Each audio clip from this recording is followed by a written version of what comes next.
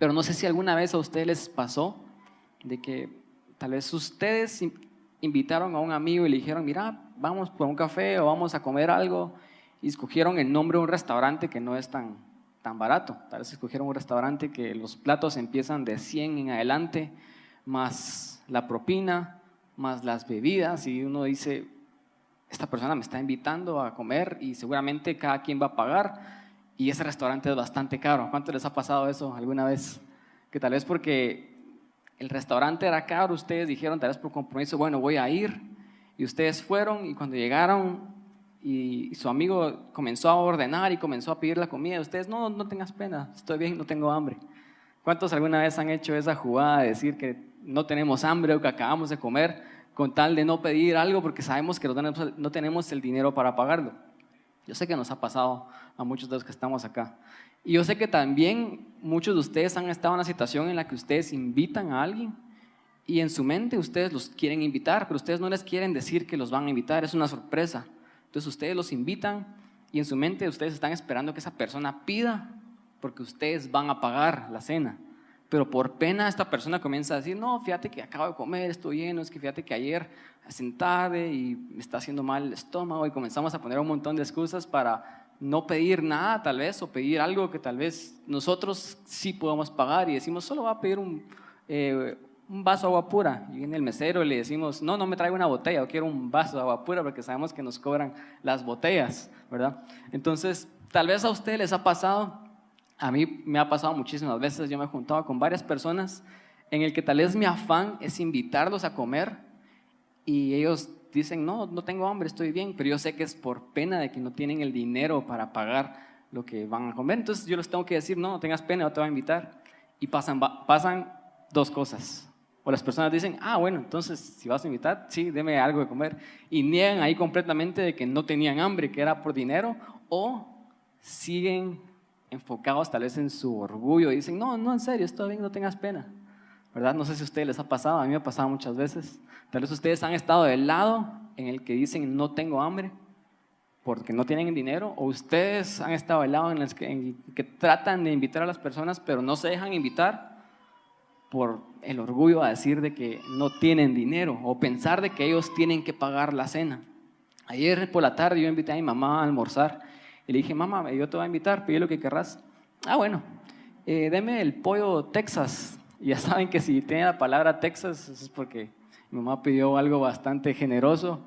Y deme unos rellenitos, y deme esto, porque ella no tiene pena de pedir, porque sabe que yo la voy a invitar y la quiero satisfacer en ese sentido, quiero que ella esté contenta, y ella pidió y se llenó, y ya ni le trajeron los rellenitos, sino que se los comió otra persona. Pero se la pasó bien. Pero a veces, no sé si a ustedes les ha pasado, yo creo que a todos nos ha pasado alguna vez, de que vamos a un restaurante y tal vez es un buffet, tal vez estamos envidiando la comida de la otra persona, por dentro nos estamos muriendo del hambre, pero nuestro orgullo nos evita que disfrutemos de la comida, y al final nos damos cuenta de que la cena ya estaba pagada, y pasamos una hora ahí platicando con hambre, envidiando la comida de la otra persona, solo para darnos cuenta que al final la cena ya estaba pagada. Qué lástima, ¿verdad? Hace poco tuvimos un evento con la iglesia y decidimos rentar un lugar y decidimos rentar comida, y hubieron varias personas que dijeron, no voy a ir porque no tengo dinero. Pero lo que no sabían ellos era que nosotros como iglesia ya habíamos pagado el lugar. Y nosotros tal vez les dijimos, no hombre, vengan, no importa el dinero, ahí miramos cómo lo hacemos. Pero ellos decidieron no ir y el lugar ya había sido pagado. ¿Qué pasó con esas cenas, esos almuerzos? Se desperdiciaron, ¿verdad? Y si tan solo hubiéramos sabido de que la cena ya estaba pagada, hubiéramos comido, hubiéramos estado contentos, hubiéramos disfrutado todos juntos. Y les hablo de eso porque yo creo, y lo que vamos a hablar hoy es de que muchas veces esa es la manera en la que nosotros vivimos la vida. Vivimos limitados, tal vez, por lo que nuestra mente o nuestras reglas nos dicen que es lo que merecemos. Y decimos, porque yo he sido malo en el pasado, porque yo he hecho esto, yo he hecho lo otro, yo no merezco disfrutar de la gracia que Dios tiene para mi vida. La gracia de Dios, muchos dijeron aquí cuando hicimos la pregunta, ¿qué significa Jesús para ustedes? Muchos dijeron, Jesús es gracia. Gracia es un regalo inmerecido, algo que no hemos hecho absolutamente nada para ganar, no lo merecemos, pero aún así se nos da libremente. Pero ese regalo sí tiene un costo, Jesús pagó el precio. Entonces a veces está Dios tratando de que nosotros aceptemos su gracia, tratando de que nosotros aceptemos ese regalo inmerecido que Él ya pagó por nosotros. Pero vivimos nuestras vidas en base a lo que nosotros creemos que merecemos. Y le decimos, no, yo sé que me querés bendecir, pero no gracias, porque no lo merezco, porque no tengo dinero para pagarlo. Pero la cena ya fue pagada. Y eso es lo que yo quiero hablar hoy. El título de mi prédica es Consumado es. ¿Por qué no le dicen a la persona que tenés a la par? Consumado es. Que significa ya está todo pagado, ya está todo saldado. Las cuentas ya fueron establecidas. Jesús vino, nos invitó a comer y Él inclusive pagó lo que le damos a los meseros, el tip. Él pagó todo, absolutamente. La cena ya fue pagada, consumado es. Y quiero que vayamos al versículo que me voy a basar hoy, que está en Juan 19, del 17 al 30, que dice lo siguiente, habla acerca de cuando Jesús estaba ya en la cruz, estaba a punto de morir. Y Él dice, con su cruz a cuestas, Jesús salió al llamado lugar de la calavera, que en hebreo es Gólgota, y allí lo crucificaron. Y con Él estaban otros dos, uno a cada lado suyo y Jesús en medio de ellos. Además, Pilato escribió también un título que puso sobre la cruz, el cual decía, Jesús Nazareno, Rey de los Judíos. Y muchos de los judíos leyeron este título, pero el lugar donde Jesús fue crucificado estaba muy cerca de la ciudad. Entonces este título estaba escrito en hebreo, en griego y en latín. O sea, Pilato quería ser obvio de que Jesús era el Rey de los judíos. Lo escribió en 3 idiomas. El 21 dice, y los principales sacerdotes de los judíos le dijeron a Pilato, no escribas Rey de los judíos, sino que él dijo, soy el Rey de los judíos. Como diciendo, no queremos que la gente confunda de que realmente lo consideramos a él Rey. Yo sé que es irónico, yo sé que lo pusiste ahí como tal vez en algún tipo de broma pesada, pero la gente puede llegar realmente a pensar de que él era nuestro Rey. Así que no pongas que él fue nuestro Rey, sino que él dijo que era nuestro Rey. Pero Pilato le respondió, lo que es escrito, escrito queda. Me parece bien curioso que tal vez fue una como broma pesada de que ahí estaba el Rey de los judíos muriendo en ese lugar tan miserable, tal vez en ese lugar de vergüenza, pero de alguna manera también era una declaración de que él sí fue y es el Rey de los judíos. Y Pilato dijo, lo que es escrito, escrito está, así que no se cambia. Entonces cuando los soldados crucificaron a Jesús, tomaron sus vestidos y los partieron en 4, una parte para cada soldado. ¿Para qué querían un vestido partido en 4? No sé, pero también tomaron su túnica, la cual no tenía ninguna costura, de arriba a abajo era de un solo tejido. Y dijeron entre sí, no la partamos, más bien echemos suertes a ver quién se queda con ella. Esto fue así para que se cumpliera la escritura que dice, repartieron entre sí mis vestidos y sobre mi ropa echaron suertes. Paréntesis acá, Jesús se vestía bien y a él le gustaba cuidarse, le gustaba de alguna manera demostrar de que él era especial a través de la forma en la que se vestía. No hay nada malo con sentirnos de vez en cuando. Pero repartieron sus ropas y dijeron entre sí, no la apartamos, más bien echemos suertes. Y así lo hicieron. El versículo 25 dice que junto a la cruz de Jesús estaban su madre y la hermana de su madre y María, mujer de Cleofas, y María Magdalena. 3 Marías ahí. Y cuando Jesús vio a su madre y vio también presente al discípulo a quien él amaba, que es Juan, él está escribiendo esto y Juan dice de sí mismo que él es el discípulo que Jesús ama. Dice, mujer, ahí tienes a tu hijo. Y al discípulo le dijo, ahí tienes a tu madre. Y a partir de ese momento el discípulo de Jesús, o sea, Juan, recibió a María en su casa. Me parece bien increíble que Jesús en el momento de más sufrimiento, de más dolor, él no estaba pensando en cuán mal la estaba pasando. Él aún así tenía las fuerzas para pensar en qué iba a pasar con su madre que se iba a quedar. Él todavía saca fuerzas de yo no sé dónde y le dice, mujer, ahí está tu hijo. Juan, ahí está tu madre, para que se cuidaran mutuamente, para que él la tomara y la abrazara como su madre y la cuidara. Me parece increíble que en su lecho de muerte Jesús todavía tiene la fuerza para asegurarse que su madre esté bien en esta tierra. Eso es otro paréntesis. Y sigue diciendo la Biblia en el versículo 28, después de esto, y como Jesús sabía que ya todo estaba, ¿qué? Consumado. Aquí la palabra consumado. Él dijo, tengo sed, para que la escritura se cumpliera. Y había allí una vasija de vinagre, entonces ellos empaparon una esponja con el vinagre y la pusieron en un hisopo y se la acercaron a la boca de Jesús. Y cuando él probó el vinagre, dijo, consumado es. Luego inclinó la cabeza y entregó el espíritu. Ustedes saben de que esta palabra consumado es significa que ya todo está terminado, que ya todo está finalizado, que la cena ya fue pagada. Pero si nosotros vamos a los otros evangelios, si ustedes han leído acerca de la crucifixión de Jesús, Juan es el único que relata que Jesús dijo estas palabras. Los demás discípulos, Mateo, Marcos, Lucas, que dos de ellos no eran discípulos, pero investigaron los hechos, ellos no pusieron en sus evangelios de que Jesús dijo estas palabras, consumado es. Los otros tres dicen que Jesús pegó una gran voz y clamó y después expiró, pero no dicen qué fue lo que él dijo. Pero yo sé que estas palabras son ciertas porque, si ustedes saben, Juan fue el único discípulo que estuvo y vio el proceso final de la muerte de Jesús. Él estuvo tan cerca que él escuchó lo que Jesús dijo. Y las últimas palabras de Jesús antes de morir, antes de entregar su espíritu, fueron, consumado es.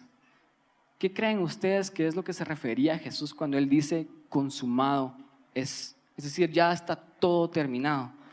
Nosotros sabemos y tal vez hemos escuchado como cristianos, tal vez para muchos de ustedes es la primera vez que lo escuchan o es algo nuevo, pero nosotros, el ser humano, decidió voluntariamente ir en contra de Dios al pecar, al poner su libre albedrío en las cosas que Dios dijo que no teníamos que hacer. Y al momento en el que el ser humano decide ir en contra de Dios, se crea un espacio en el cual el hombre después ya no puede regresar a Dios. Jesús vino para que ese espacio fuera reconstruido. Él vino a crear un puente entre nosotros y Dios. Él vino a ser ese camino. Él dijo, yo soy el camino, la verdad y la vida. Nadie viene al Padre si no es por mí. Cuando decimos consumado es, estamos hablando de que Él vino a poner fin al problema del ser humano. Y el problema del ser humano más grande es de que estamos destinados a una eternidad con Dios, porque voluntariamente hemos decidido ir en contra de Él. Y este acto voluntario nosotros sabemos que se llama pecado. Ustedes saben que el pecado no es nada más que errar al blanco. Pecado es simple y sencillamente cuando en vez de yo estar apuntando hacia ir a Dios, yo estoy yendo a cualquier otro lado que no es Dios. Yo estoy errando al blanco de tener una relación personal con Dios. Ese era el problema más grande y sigue siendo tal vez el problema más grande de la humanidad el día de hoy. El problema del pecado. Entonces cuando Jesús dice consumado es, Él está diciendo que el pecado ya no es un problema. Él está diciendo que todas las cosas que el ser humano experimenta a través de pecar ya no son un problema, que ese vacío que nosotros teníamos y que no podíamos cruzar para llegar a Dios ya no es un problema. Ahora ya hay un puente, ahora ya hay un camino entre Dios y los hombres. Ese camino se llama Jesús. Entonces cuando Él dice consumado es, Él está diciendo el problema ya fue resuelto. El más grande problema de la humanidad ya fue resuelto, que es el problema del pecado. Entonces yo quiero, y tengo 2 puntos bien cortos el día de hoy, acerca de lo que la gracia de Jesús vino a hacer por nosotros, cuando Él vino a morir por nosotros, y lo que Jesús trató de decir cuando Él dijo consumado es. Número 1, consumado es el problema del pecado. Cuando Él dijo estas palabras, Él dijo el pecado ya no es un problema. Otra vez, el pecado es una eternidad sin Dios. Pablo dice, por cuanto todos pecaron, están destituidos de la gloria de Dios. ¿Quiénes pecaron? Todos hemos pecado. Todos estamos destinados a una eternidad sin Dios. El pecado es un problema tan grande que si lo queremos traer a raíz y miramos todos los problemas actuales de la humanidad, todos llegan a la raíz de que el hombre está errando al blanco. En vez de estar en una búsqueda en relación con Dios, el hombre está tratando de satisfacerse, está tratando de buscar felicidad en otros lados, tratando de buscar otras formas que van a suplir lo que nosotros creemos que nos van a llenar, ese vacío que tenemos dentro de nosotros. Y seguimos errando al blanco, y ustedes pueden decir cualquier problema de la humanidad del día de hoy, la raíz de ese problema es de que inicia con una decisión voluntaria que se llama pecado. Es un problema bastante serio que la humanidad trata de resolver.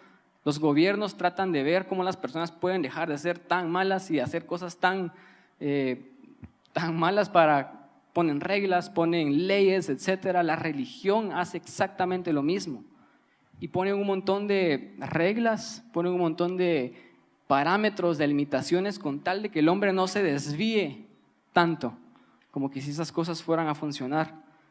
El pecado es como, si yo vengo y yo me enfoco en el que para yo estar en una relación más cercana a Dios, yo tengo que dejar de pecar, y yo me digo a mí mismo, si querés experimentar vida abundante, tenés que tratar de ser la mejor persona que puedas ser, y tenés que tratar de dejar las cosas que estás haciendo. Entonces venimos como seres humanos y nos enfocamos en lo negativo que tenemos dentro, empezamos a tratar de no hacer las cosas que hemos hecho por todas nuestras vidas, empezamos a ser tal vez como más estrictos con nosotros mismos y empezamos a enfocarnos un montón en que no tenemos que pecar, como que si la solución para perder peso fuera enfocarnos en una dona, y eso nos va a motivar a que dejemos de comer donas, o que nos enfoquemos en una pizza y digamos, si me enfoco en esta pizza y en mi fuerza de voluntad, ya no me van a dar ganas de comer esta pizza. No tiene ningún sentido en la dieta y no tiene ningún sentido en la forma en la cómo nosotros vivimos la vida. Nos enfocamos tanto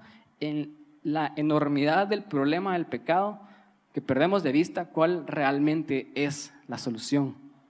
Y por eso es que la Biblia dice que pecado es errar al blanco, porque nos estamos enfocando en que yo tengo que apuntar a este lugar, pero ya no tengo que dejar de hacer esto, ya no tengo que dejar de hacer esto, y seguimos apuntando al lugar equivocado, cuando tal vez lo que Dios nos está diciendo es que tenemos que cambiar de enfoque y enfocarnos no tanto en el pecado, sino enfocarnos en la solución que Jesús ya trajo, que se llama su gracia. Lo que quiero hablar hoy, y quiero elaborar un poco más acerca de este problema que tenemos como humanidad que se llama pecado, para que así podamos apreciar más cuál fue la solución de Jesús al pecado. Y yo quiero hablar de 3 componentes principales que tienen el pecado dentro de sí. Yo sé que tal vez podríamos hablar más y extendernos, pero número 1, el pecado tiene un componente que se llama culpa. Cuando nosotros pecamos, inmediatamente viene un sentido a nuestro ser de culpa, un sentido de vergüenza. Cuando yo hago cosas que yo no debiera estar haciendo, yo me siento mal. ¿Sí o no?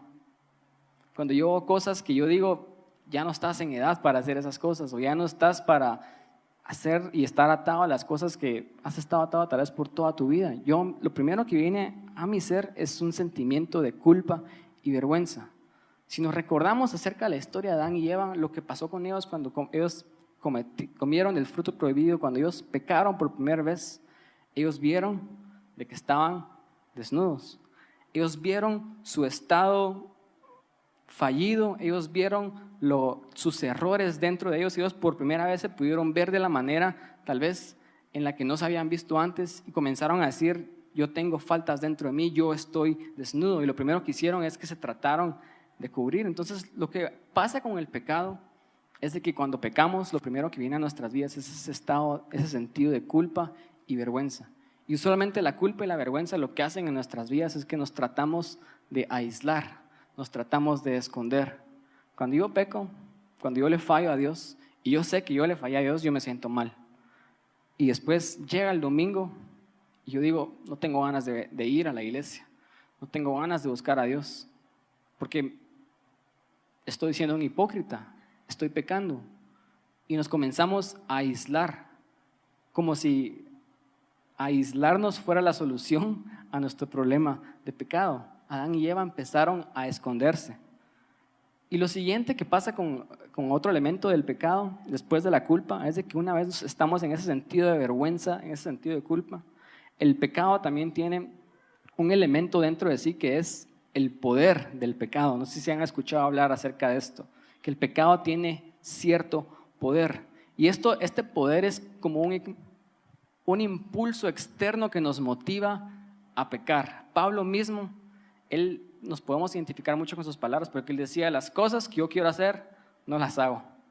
Y lo que yo no quiero hacer, eso estoy haciendo. Y no sé si ustedes han identificado con las palabras de Pablo que a veces hacemos cosas que realmente no quisiéramos hacer, pero sentimos como que hay un poder que nos impulsa y nos lleva a que nosotros pequemos. Yo creo que este poder es externo, son las mentiras del enemigo, las cosas que él nos dice en nuestro oído que nosotros creemos. Adán y Eva fueron tentados por una mentira externa. Jesús también, persona que no tenía pecado, fue tentado por una mentira externa cuando Satanás lo tentó en el desierto. Entonces, cuando nos referimos al poder del pecado, hablamos de que hay como una fuerza, o pareciera haber de que hay una fuerza que nos está impulsando a que nosotros hagamos estas cosas que no queremos hacer. Pablo dice, Pablo es bien claro, me gusta un montón, Pablo dice que el poder del pecado es la ley. ¿Saben qué significa esto? Que Pablo está diciendo, y él también dijo en otras cartas, si no hay ley, entonces no hay pecado. Porque ¿cómo sabes de que estás cerrando si nadie te ha dicho que es cerrar? Si no hay ley, Pablo dice, no hay transgresiones. Entonces el pecado tiene su poder porque hay una ley. Lo que la Biblia nos está diciendo es que el poder del pecado se basa en que nosotros tenemos la capacidad del libre albedrío de decidir a dónde vamos a apuntar. Si apuntamos a Dios o si apuntamos a otro lado. Y ese es el poder del pecado. Y por último tenemos la tercera fase del pecado, que es el efecto del pecado. Y esto se refiere a las consecuencias que nosotros experimentamos cuando pecamos. A veces nosotros hacemos algo y nos sentimos mal, inmediatamente tenemos esa culpa dentro de nosotros, pero de repente miramos a nuestro alrededor y pareciera como que nadie se dio cuenta. Y cuando nadie se dio cuenta, ¿qué es lo que usualmente hacemos? Viene el poder del pecado que nos dice, ya viste, no pasa nada, no murieron, como la serpiente le dijo a Eva. Y volvemos a pecar. Pero créanme, aunque no miremos los efectos del pecado inmediatamente, ni sus consecuencias tarde o temprano van a venir. Puede que no las miremos inmediatamente, pero tarde o temprano van a venir. Entonces, estoy hablando de esto y ahorita van a ver por qué. El pecado tiene estas tres fases: culpa, poder y efecto. Y nosotros como seres humanos queremos solventar el problema del pecado. Queremos dejar de pecar, queremos de servir más a Dios, queremos ser mejores personas, queremos ser mejores hijos, mejores empleados, mejores esposos. Queremos dejar de hacer las cosas que sabemos que nos están lastimando y están lastimando a otras personas. Y lo primero que hacemos para solventar el problema del pecado es de que nos vamos resolviendo las tres fases del pecado desde la tercera para la primera.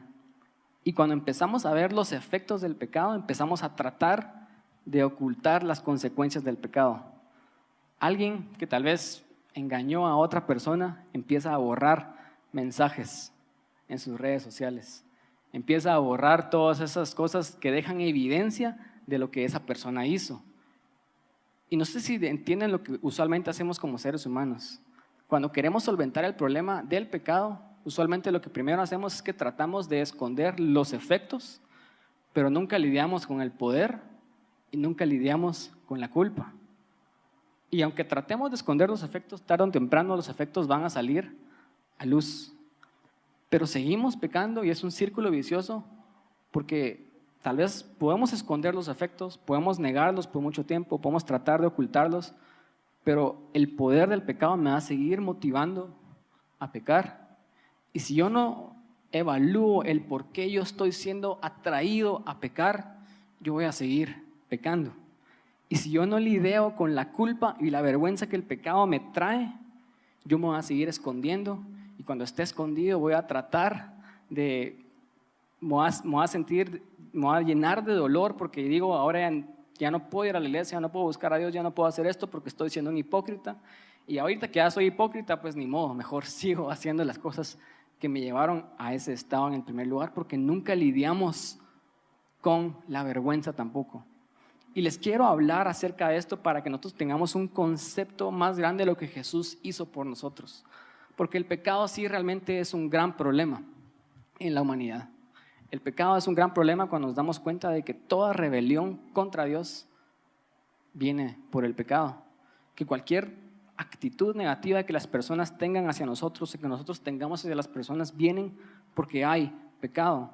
Cualquier dolor que podamos experimentar en este mundo lo experimentamos porque hay pecado. Las personas están siendo esclavas del pecado. Hay personas que no pueden dejar ciertas cosas que están haciendo y han tratado todo, han ido a terapias, han ido a la iglesia, han buscado esto, lo otro y de alguna manera parecen ser esclavos del pecado.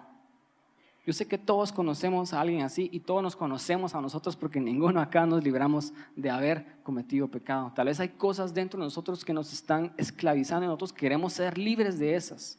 Están trayendo dolor a nuestras vidas.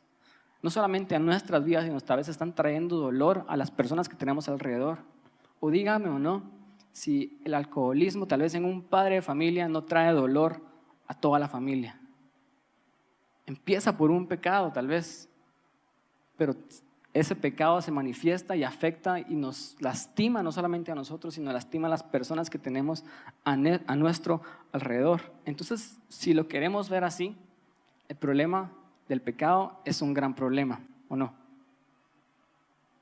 Pareciera ser un gran problema, porque el mundo actualmente está como está, si queremos ser negativos y queremos ser pesimistas, porque no sabemos cómo lidiar con el problema del pecado. Y tal vez yo estoy experimentando cosas en mi vida por decisiones, malas decisiones que yo hice en el pasado, y estoy ahorita experimentando los efectos de mi pecado. Entonces realmente pareciera ser un gran problema. Pero otra vez, si yo me enfoco en el problema y no me enfoco en la solución, yo no estoy llegando a ningún lado. Muchos de nosotros estamos en esa cena enfocándonos en que no tenemos dinero para pagar la cena. Y ese es un problema, no tener dinero para comer o no. Pero muchos de nosotros nos olvidamos de que la cena ya fue pagada y que no tenemos por qué tener dinero, porque alguien más pagó esa cena por nosotros. Cuando yo me enfoco más en el problema que en lo que Jesús ya hizo por nosotros, yo creo que ese es un problema más serio todavía que el problema del pecado. Porque en el versículo 30 del capítulo de Juan 19 que acabamos de leer, dice, cuando Jesús probó el vinagre, Él dijo, consumado es. Luego inclinó la cabeza y entregó el Espíritu. El problema del pecado es un gran problema cuando yo me enfoco en el pecado, pero no es un problema en absoluto cuando yo me enfoco en que Jesús ya pagó el precio. Y cuando Él dijo y Él vino a morir por nosotros en esta cruz, y Él dijo consumado es, Él estaba diciendo el problema del pecado ya no es un problema. Y Él no solamente vino a resolver esto a futuro, es decir, ahora. Antes yo estaba destinado a una eternidad sin Dios, ahora yo puedo aceptar ese regalo de gracia y vivir una eternidad con Dios. Eso es un milagro, es el milagro más grande que podemos recibir, pero no solamente eso, sino en esta tierra yo no tengo por qué tener culpa. Yo no tengo por qué vivir esclavo de un poder que me motiva a seguir y seguir pecando. ¿Por qué? Porque el problema del pecado fue resuelto. Y cuando yo me libro de la vergüenza, de la culpa, cuando yo me libro de ese poder que me ataba antes, los efectos del pecado también empiezan a disminuir. Y me doy cuenta de que cada vez las consecuencias que antes yo estaba viviendo ya no me están afectando tanto. Y yo estoy caminando en libertad. ¿Por qué? Porque Jesús dijo, consumado es. Esas fueron las mejores palabras con las que Jesús pudo haber terminado su vida aquí en esta tierra. Él estaba diciendo que el trabajo estaba terminado, que la cena estaba pagada. Entonces, ¿por qué nosotros muchas veces seguimos viviendo con culpa y con vergüenza cuando cometemos errores? Porque ¿saben qué dice la Biblia?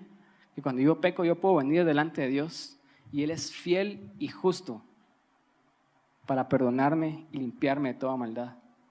Es fiel porque lo hace una y otra vez, pero es justo porque el precio ya fue pagado. Yo puedo venir y disfrutar de la cena y servirme ese buffet cuantas veces yo quiera, porque es justo que yo disfrute de esa cena porque la cena ya fue pagada. Pero nos escondemos en nuestra culpa y seguimos viendo en ella porque no creemos de que realmente fue consumado. Cuando hablamos del poder del pecado, es justo que nosotros vivamos libres y no vivamos sometidos a ese poder externo que nos motiva a pecar y pecar una y otra vez. Porque Pablo dice que el poder del pecado es la ley. Pero Pablo también dice que nosotros ya no vivimos bajo la ley, sino vivimos bajo la gracia. Ahora todo tiene sentido. Porque yo sigo sometiéndome a esclavitud y yo sigo sometiéndome a ese poder que yo creo que nunca me voy a poder librar en esta vida. Y yo nunca voy a dejar de pecar, porque es que si sigo en esta vida, entonces yo sigo siendo imperfecto, decimos, como dándole poder al poder del pecado para que nos esclavice y que nos someta otra vez. Pablo también decía, no se sometan otra vez al yugo de esclavitud, sino vivan como hijos libres. Jesús dijo las mejores palabras que él pudo haber dicho cuando estaba en esa cruz, y él dijo, consumado es. Entonces lo que nosotros tenemos que hacer el día de hoy, porque yo sé que muchos de acá nos identificamos con estas tres fases del pecado. Muchos de acá todavía estamos en vergüenza y estamos llenos de culpa por las cosas que nosotros hicimos en el pasado. Pero adivinen qué, cada vez que Dios nos mira a nosotros, Él no mira nuestras faltas, Él no mira nuestros errores, sino Él mira a su Hijo. Él mira la justicia de su Hijo. ¿Saben qué fue lo que pasó en el huerto del Edén? Cuando el hombre se dio cuenta que estaba desnudo, trató de cubrirse. Se escondieron de Dios, como que si nos pudiéramos esconder nosotros de Dios. Pero Dios los encuentra y lo primero que hace Dios es que Dios los cubre. Él sacrifica a los primeros animales para cubrirlos. Y lo que hizo el Señor Jesús es que Él vino y se sacrificó a sí mismo para cubrir nuestra vergüenza. Cada vez que yo le fallo a Dios, es justo que yo venga delante de Él, le pida perdón y no me llene de culpa. Porque Jesús me cubre ahora y cada vez que Dios me mira, Él mira a su Hijo. Yo sé que muchos se identifican acá porque muchos tal vez han estado pasando situaciones en sus vidas en las que parece que no pueden dejar de hacer lo que están haciendo. Y ustedes saben que está mal. Nosotros sabemos dentro de nosotros que las cosas que estamos haciendo están mal.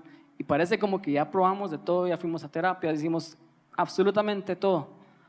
Pero otra vez es justo que nosotros dejemos de vivir de esa manera.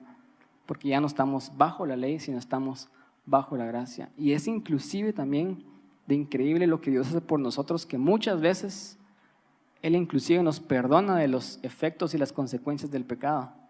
A veces yo merecía haber muerto, yo merecía haber experimentado esto, pero porque yo vengo, me arrepiento y le pido perdón a Dios y Él me limpia, Él inclusive muchas veces me libra de experimentar los efectos, porque así de bueno es Dios, porque la gracia es un regalo inmerecido. Es algo que yo no hice absolutamente nada para obtener, sino simple y sencillamente yo lo tomo y lo recibo porque Él pagó el precio por mí. Entonces lo que tenemos que dejar de hacer nosotros es recordarnos estas palabras todos los días. En vez de enfocarme en la enormidad, en lo enorme que es el problema del pecado, yo me enfoco en lo enorme que fue la solución del pecado, que es que Jesús vino a morir por mis pecados y Él solventó el problema del pecado una y otra vez en la cruz del Calvario. Es estar menos consciente de mis faltas y más conscientes de lo increíble, bueno, amoroso que es Dios. Y eso cambia las cosas completamente.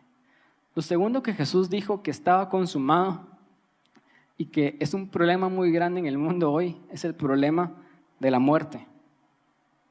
Pablo dice que la muerte empieza por el pecado. Similar a las palabras de Santiago. Pablo también dice que la muerte tiene un aguijón.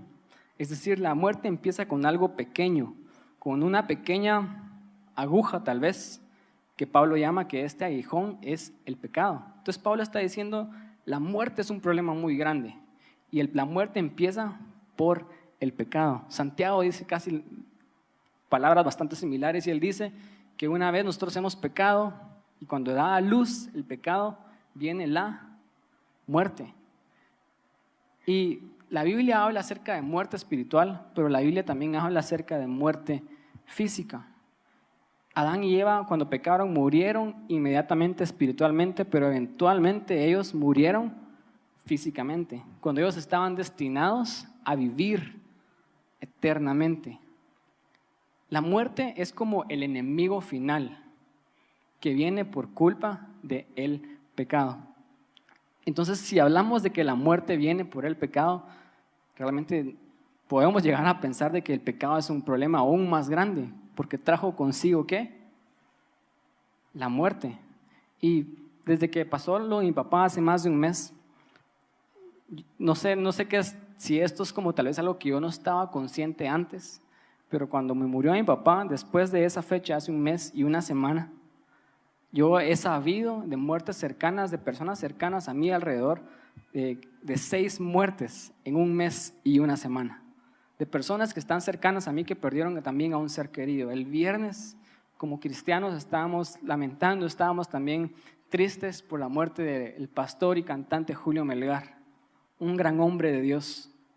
7 muertes de personas de alguna manera cercanas a mí en un mes y una semana. Y yo sé que son 7 no es nada comparado con las millones tal vez o miles de personas que mueren todos los días, pero la muerte entró a este mundo porque el problema del pecado también entró a este mundo. Pareciera ser como algo bastante grande, algo que nos afecta. En nuestro caso yo no estaba tan consciente de la realidad de la muerte hasta hace un mes y una semana. Pero cuando Jesús dijo, consumado es, Él vino no solamente a resolver el problema del pecado, sino Él vino a resolver el problema de la muerte. Y eso me llena un montón de esperanza. Y pasa algo como bien curioso cuando Jesús estaba en esa cruz y Él estaba diciendo sus últimas palabras, consumado es. Y lo extraño tal vez y curioso de esto, parece como una paradoja, es de que Él está diciendo que su trabajo está terminado. Y su trabajo está terminado significa que Él puso un fin al pecado y que Él puso un fin a la muerte. Pero unos minutos después de que Él dijo esto, Él muere. Parece una contradicción. Si nosotros hubiéramos estado presentes en ese tiempo y la forma en la que los discípulos se sentían en ese tiempo es de que todas las personas que estaban siendo testigos de la muerte y crucifixión del Señor Jesús, ellos pensaron que ellos habían perdido. Porque por un momento pareciera como que ellos perdieron. Jesús dijo, consumado es, y después muere. No tiene sentido que Él hubiera dicho, yo he vencido a la muerte y que unos minutos después Él muera. No tiene sentido realmente lo que Él dijo. Pero es que Jesús no estaba hablando de lo que iba a pasar inmediatamente, Él estaba hablando en fe. Y mientras yo leía esta historia de la crucifixión y del camino y todo lo que Él pasó para llegar a la cruz, empezamos el día de hoy con un versículo cuando Él estaba en el Getsemaní y Él oró 3 veces a Dios. Y Él le dijo, Padre, si es tu voluntad que pase de mí esta copa. ¿Qué es lo que estaba diciendo Jesús? Jesús no quería morir. Él no quería pasar por el sufrimiento que Él sabía que iba a pasar, porque ¿quién voluntariamente quiere sufrir aquí en esta tierra? Jesús no quería pasar por el sufrimiento, sin embargo, Él estaba dispuesto a hacerlo porque Él sabía lo que Dios iba a lograr a través de ese sacrificio en la cruz del Calvario. Y mientras yo leía la historia de cuando Él está orando en el Getsemaní, yo miro que Él viene 3 veces a Dios y Él le dice, Dios, yo no quiero pasar por esto, que pase de mí esta copa, pero que no se haga lo que yo quiera, sino que se haga tu voluntad. Él oró 3 veces. A veces nosotros pensamos que Dios nunca dice que no, pero hay veces que Dios sí dice que no. Dios, esto es un claro ejemplo de que Dios le dice a Jesús, no. Estás pidiendo que pase de ti esta copa, pero mi respuesta es no. Y eso me hizo un montón de sentido con las palabras de Pablo en 2 Corintios, porque él dice también que él oró 3 veces a Dios para que Él quitara el aguijón de la carne que estaba pasando. Y las 3 veces Dios le dijo, no. Bástate mi gracia, que mi poder se perfecciona en tu debilidad. Eso me dice que muchas veces nosotros estamos en situaciones, y tal vez ustedes ahorita están en una situación en sus vidas en las que ustedes le han pedido a Dios que los quite de estas situaciones y que venga una solución milagrosa, la solución milagrosa que nosotros esperamos, que Él quite el aguijón de la carne. Y hemos venido delante de Dios y le hemos pedido: Dios, pasa a nosotros esta copa, quita este aguijón de nuestra carne. Y tal vez Dios parece como que no le responde y le dice no, o nos está diciendo: bástate mi gracia, porque mi poder se perfecciona en mi debilidad. Jesús murió un viernes y yo estoy seguro que hubieron muchos discípulos que estaban rogándole a Dios que Jesús no muriera, porque ellos en ese momento no entendían el plan de Dios. Ellos no podían concebir cómo su rey iba a morir de la forma en la que él estaba muriendo. Y estoy seguro que muchos de ellos oraron y rogaron a Dios diciéndole: Dios, por favor, salva a Jesús. Dios, por favor, que desciendan ángeles del cielo y que lo libren de la muerte. Hay muchos momentos que parecen como ese viernes doloroso en el cual Jesús estaba experimentando en ese momento. Era tan doloroso que él pensó que Dios lo había abandonado. ¿No se recuerdan cuando él dice: Padre, Padre, ¿por qué me has abandonado? No creo que Jesús o que Dios lo haya abandonado. Dios siempre está con nosotros. Pero pareciera, bajo la perspectiva de lo que él estaba pasando, que Dios lo había abandonado. Los discípulos tal vez estaban orando y pareciera que Dios los había abandonado. Jesús mismo estaba en una situación que no quería estar. ¿Cuántos de acá están tal vez ahorita en una situación que ustedes no quieren estar? ¿O han estado en una situación que ustedes le han pedido a Dios una y otra vez que los saque de esa situación? Parece como ese viernes doloroso en el que todo es una mala pesadilla y ustedes están esperando despertar de eso. Tal vez muchos de aquí están en esa situación, pero Jesús dice: consumado es. Y Él lo dice en fe, porque Él está a punto de morir. ¿Saben qué realmente es fe? Fe no es ver las cosas que miramos a nuestro alrededor. Fe no es ver que no tengo dinero para salir de deudas. Fe no es ver que esta enfermedad no me deja, que esta situación no termina. Eso es ver la realidad que está a nuestro alrededor. Fe es ver más allá de la realidad profunda, la realidad que realmente importa. De que a pesar de las cosas que yo estoy pasando, Dios está ahí y Él va a hacer algo increíble.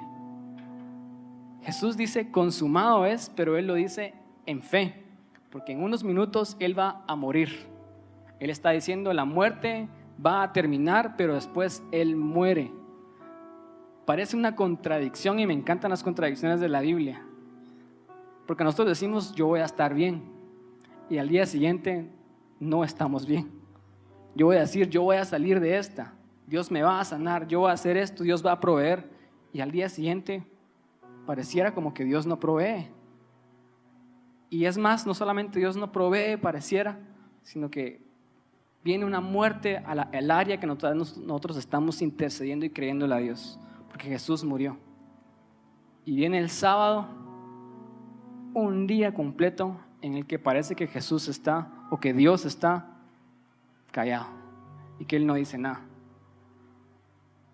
No solamente los viernes son difíciles, el momento donde estamos en una situación más difícil de nuestra vida, sino usualmente los viernes vienen después, y el día que sigue a los viernes es el sábado, que parece un día de silencio, donde Dios se toma un día completo y pareciera como que Él está dormido, como que Él no nos oye, como que Él no nos escucha. ¿Cuántos han sentido así alguna vez en sus vidas? Tal vez ustedes están en un viernes ahorita intercediendo y diciéndole a Dios: Dios, yo no quiero pasar por esto, o por favor ayúdame a salir de esto. Tal vez muchos de acá están en un sábado en el que lo peor ya pasó y ustedes están ahorita, tal vez su fe está siendo probada y ustedes están en ese sábado donde parece que Dios no nos responde y Él no hizo nada para salvarnos de lo que nosotros le pedimos a Dios que nos salvara. Pero es importante que nosotros en nuestros viernes no dejemos de creer de que Dios puede hacer algo. Jesús no dejó de creer de que consumado era. Él dijo en fe, consumado es no solamente el problema del pecado, sino el problema de la muerte. Porque Él sabía de que Dios lo iba a resucitar. Todos los demás parecieron que lo olvidaron por completo. Las mujeres iban a la tumba el día domingo a limpiar su cuerpo. Ellas no iban porque tenían la esperanza de que Jesús estaba vivo. Ellas iban en un sábado todavía. Pero ese primer día de la semana, ellas llegaron y Jesús ya no estaba en esa tumba. Similar a lo que ustedes vieron cuando subieron en la entrada en este lobby, una tumba vacía. Porque Dios nos está diciendo, no importa si estás en un viernes y parece que las cosas están mal y no van a terminar nunca. Muchas veces después del viernes viene el sábado y va a haber mucho silencio, va a haber muchos momentos de dudas donde yo voy a preguntar si realmente lo que yo creía era la realidad. Pero no dejemos nuestra fe, porque el domingo ya está a la vuelta de la esquina. Y todo es tan simbólico porque Dios no decide resucitar a Jesús un sábado. La semana empezaba en domingo y terminaba en sábado. El sábado era el séptimo día de la semana. Dios decide levantar y resucitar a Jesús un domingo, el primer día de la semana. Porque era un simbolismo de que Dios estaba haciendo algo nuevo. Él quería que lo viejo terminara. Él quería que el antiguo pacto terminara con ese sábado de reposo. Porque el domingo Él iba a dar un nuevo pacto.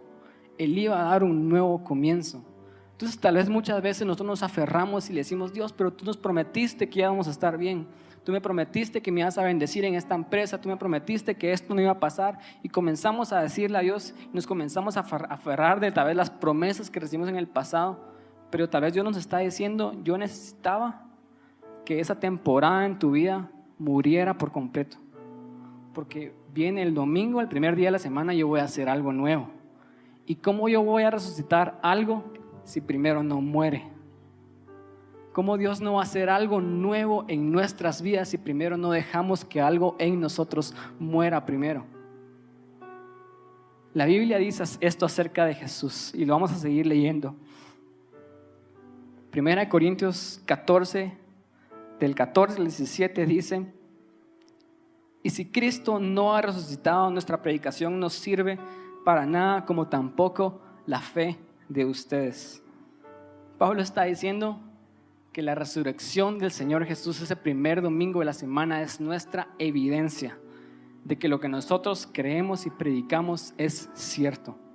Él pudo haber muerto como cualquier otro profeta y ahí terminaba la historia, pero la historia no terminó ahí. Jesús dijo, consumado es. Cuando Él dijo, consumado es, el domingo algo nuevo empezó. Lo viejo terminó, el pecado, la muerte, la ley terminaron, pero algo nuevo está empezando. En el versículo 15 Pablo dice, aún más, resultaríamos testigos falsos, es decir, seríamos mentirosos de Dios por haber testificado que Dios resucitó a Cristo, lo cual no habría sucedido si en verdad los muertos no resucitan. Quiero que pongamos atención que aquí Pablo está diciendo que Dios resucitó a Cristo.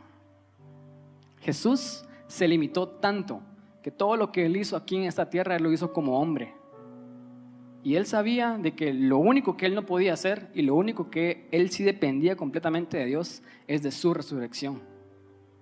Él dijo, consumado es todo el trabajo que yo he hecho como hombre para mostrarles de que sí hay un camino a Dios.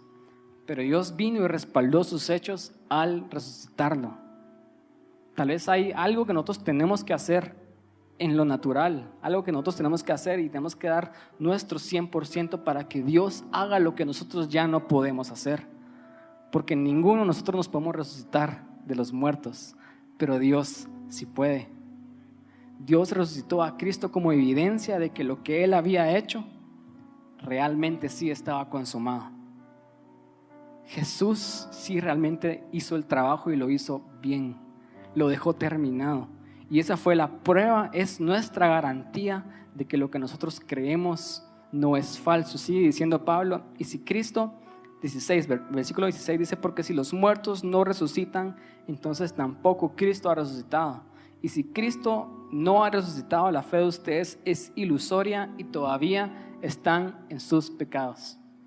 Pablo está diciendo, si no estuviéramos celebrando el día de hoy de que Jesús resucitó por nosotros, nuestra fe sería una ilusión y realmente sí seguiríamos en nuestros pecados. Lo contrario a esto es de que nuestra fe no es una ilusión. Otra vez, no podemos ver las cosas con nuestros ojos naturales, por eso se necesita fe, pero tampoco significa que es una ilusión. Es una cuestión de perspectiva, qué es lo que nosotros vamos a decidir creer. Y Pablo está diciendo, porque Cristo resucitó, yo ya no estoy en mis pecados. ¿Por qué seguimos viviendo como que si no tuviéramos dinero para pagar esa cena? ¿Por qué seguimos viviendo sin disfrutar de la gracia de Dios y todo lo que Él tiene para nosotros? Cuando Él ya pagó el precio. Seguimos leyendo 1 Corintios 14, el 19 dice: si la esperanza que tenemos en Cristo fuera solo para esta vida, seríamos los más desdichados de todos los mortales. ¿Saben qué está diciendo Pablo acá? En ese tiempo Corintios creía que los muertos no resucitaban. Ellos estaban diciendo, no, Cristo nada más es para esta vida, pero cuando nos muramos, ahí se acaba toda la historia. Pablo está diciendo, ustedes están locos. Cristo no solamente es para esta vida, sino también es para la vida venidera. Contrario a lo que muchas iglesias creen el día de hoy, de que Cristo es solo para el futuro, pero Él no me va a ayudar en esta vida. Pablo está diciendo que Cristo no es solamente para esta vida, sino para la venidera. Es decir, por la resurrección de Jesús, yo tengo la esperanza de que cuando yo me muera, yo me voy a ir una eternidad con Dios y yo voy a vivir eternamente con Él. Pero no solamente eso, yo tengo la esperanza de que cuando yo esté aquí en la tierra, yo también puedo vivir en esa resurrección. Yo también puedo vivir libre de pecado, libre de vergüenza, libre del poder del pecado, libre de las consecuencias del pecado. Porque Cristo no es solamente para esta vida, dice Pablo, sino también es para la venidera. Versículo 20 dice: lo cierto es que Cristo ha sido levantado de entre los muertos como primicias de los que murieron. ¿Escucharon eso? Jesús fue levantado de los muertos como primicias. Es decir, Él es el primero en resucitar. Pero nosotros también resucitaremos. El hermano Julio Melgar va a resucitar. Todos los que nosotros hemos perdido en esta vida van a resucitar en Cristo. Él es las primicias de los que murieron, pero en Él tenemos esperanza de que la muerte, no solamente el pecado, la muerte, no solamente la muerte espiritual, sino la muerte física, la muerte ya ha sido derrotada, ya ha sido vencida. Versículo 21 dice: de hecho, ya que la muerte vino por medio de un hombre, también por medio de un hombre viene la resurrección de los muertos. Pues así como en Adán todos mueren, también en Cristo todos volverán a vivir. Ese es el evangelio que yo creo. Que Jesús está vivo y que en Él vamos a vivir eternamente. No sé si ustedes se conmueven con estas palabras, pero a mí me llenan de esperanza en mi corazón, de saber de que yo ya no tengo que vivir como un esclavo, ya no tengo que vivir lleno de vergüenza, ya no tengo por qué vivir atado al poder del pecado. No solamente eso, sino que inclusive la muerte no se compara con lo que Jesús hizo. Ni siquiera la muerte nos va a poder separar del amor de Dios. Nada nos va a poder separar del amor de Dios. Yo seguí leyendo ese 1 Corintios 15, que es un capítulo increíble. Pablo sigue diciendo cosas más increíbles y él dice que cuando las personas mueren, las personas son sembradas, son como semillas. Pablo está diciendo que no es de que ellos estén muriendo, es que ellos están siendo sembrados. Y otra vez las palabras de Jesús: ¿cómo va la semilla a dar fruto si primero no cae a tierra y muere? Saben que hay dos muertes que vamos a experimentar en esta vida. La muerte física, que todos sabemos que es un producto del pecado, pero también muerte espiritual. Y si primero no morimos muchas veces a nosotros mismos, morimos tal vez a ser necios y seguir viviendo como personas que no disfrutan de la gracia que ya fue pagada. Si yo no muero a mi orgullo, yo no voy a poder experimentar todo lo que Dios tiene preparado para mí. Muchos de nosotros nos hemos aferrado a las promesas de Dios, como que si las promesas de Dios fueran lo más grande, cuando realmente lo más grande es la persona que prometió y no la promesa. Ustedes saben que Abraham, él no vio la promesa a totalidad. La promesa era que en ti iban a ser benditas todas las familias de la tierra. Tu descendencia iba a ser como las estrellas del cielo y la arena del mar. Esa era la promesa. Abraham no la vio, pero él es padre de la fe, porque él no se aferró a la promesa, sino él se aferró al que promete. Que muchas veces, aun cuando estamos en viernes y no miramos la promesa de Dios cumplida, eso no significa que Dios no vaya a cumplir. Aun cuando estemos en sábado y pensemos de que Dios está callado y que Él no está haciendo nada y que sus palabras no se cumplieron, yo me aferro no a la promesa, sino me aferro al que prometió. De que Él, aún en medio de las situaciones difíciles de la vida, Él va a hacer algo nuevo. El domingo está a la vuelta de la esquina para muchos de los que estamos acá. Y Dios está haciendo algo nuevo en nosotros. Pero primero tal vez tenemos que morir.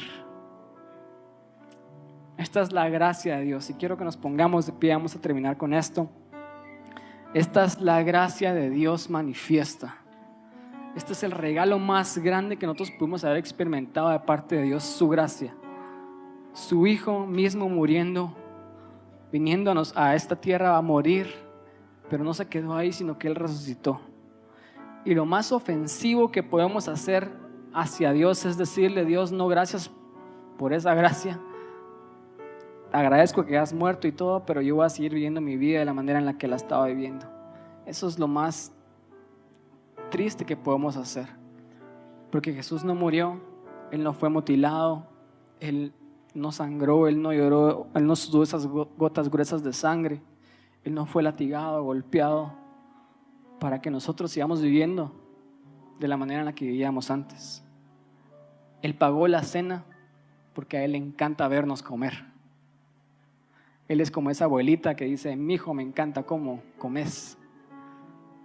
Como esa tía que se goza en hacerles los mejores manjares a su familia, porque el gozo está en ver a su familia feliz, disfrutando de todo lo que el Padre tiene para nosotros. Esa es la manera en la que Dios quiere que nosotros vivamos, que disfrutemos de su gracia, que no nos restringamos nada pensando que no lo merecemos, porque es cierto, no lo merecemos, pero es gracia. Si lo mereciéramos, no fuera gracia.